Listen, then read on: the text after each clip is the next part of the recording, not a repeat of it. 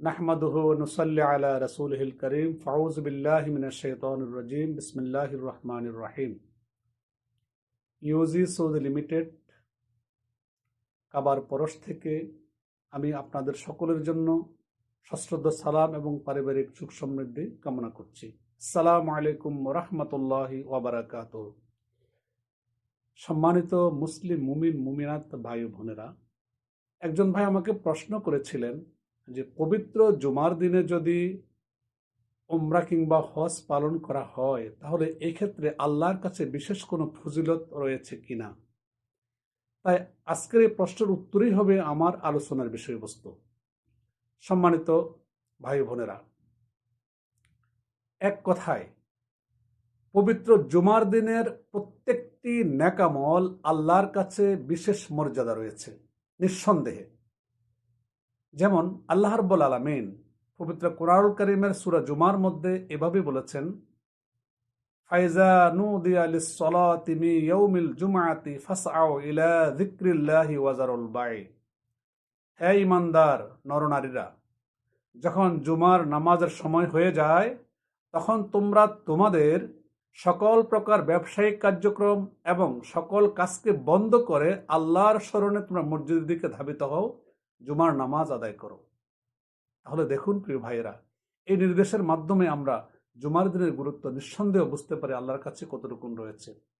এছাড়াও রাসূল করিম সাল্লাল্লাহু আলাইহি ওয়াসাল্লাম তিনি বলেছেন, প্রত্যেক মুসলমানের জন্য জুমার দিন হচ্ছে এক একটি ঈদের দিন। সুবহানাল্লাহ, আলহামদুলিল্লাহ। এছাড়াও হযরত আবু হুরায়রা রাদিয়াল্লাহু তাআলা আনহু থেকে বর্ণিত, আবু দাউদ শরীফ থেকে হাদিসটি গ্রহণ করা হয়েছে। এই হাদিসে বলা হয়েছে,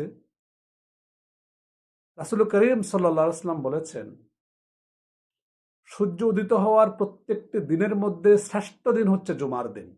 কারণ এই জুমার দিনে আল্লাহ তাআলা আদি পিতা হযরত আদম আলাইহিস সালাতু ওয়াস সালামকে সৃষ্টি করেছেন এবং এই জুমার দিনে হযরত আদম আলাইহিস সালাতু ওয়াস সালামকে জান্নাতে প্রবেশ করিয়েছেন এবং এই জুমার দিনেই তিনি জান্নাত থেকে বের হয়েছেন। আর এছাড়াও জুমার দিনেই কিয়ামত সংঘটিত হবে। তাই এই দুটি হাদিস ও কোরআনের পরিভাষা থেকে আমরা সুস্পষ্ট বুঝতে পারলাম আল্লাহর কাছে এই জুমার দিনের গুরুত্ব অপরিসীম। তাই আমরা যদি এই জুমার দিনে কোনো নেক আমল করি অবশ্যই সেটির সওয়াবও আল্লাহর কাছে অনেক বেশি হবে। তাই নিঃসন্দেহে কথা বলা যায় যে জুমার দিন যদি আমরা উমরা করি তাহলে এর সওয়াব অবশ্যই আল্লাহর কাছে বেশি। আর এছাড়াও জুমার দিনে যদি হজ হয় তাহলে এটাকে হজ আকবার বলে। আলহামদুলিল্লাহ। তাই আসুন প্রিয় ভাইয়েরা, আমরা সকলে একটু সিদ্ধান্ত গ্রহণ করে যে আমরা পবিত্র কাবাগর এবং মক্কা মদিনাকে আমরা সচক্ষে দেখব, হজ এবং উমরা পালন করব এবং এই হজ উমরা পালন করা যেন ইউজি সৌদি লিমিটেড কোম্পানির মাধ্যমে হয়ে থাকে। আমরা আপনাদের জন্য আমরা এই মক্কার মধ্যেই উপস্থিত রয়েছি, আপনাদের সার্বিক সহযোগিতা করব। বিশেষ করে যারা ইউরোপ থেকে আসতে চান, ইতালি থেকে আসতে চান, আপনারা আমাদের ইতালি ব্রাঞ্চ অফিসের মাধ্যমে যোগাযোগ করে আসবেন। আমাদের এই ভিডিও বার্তায় নাম্বার দেয়া থাকবে।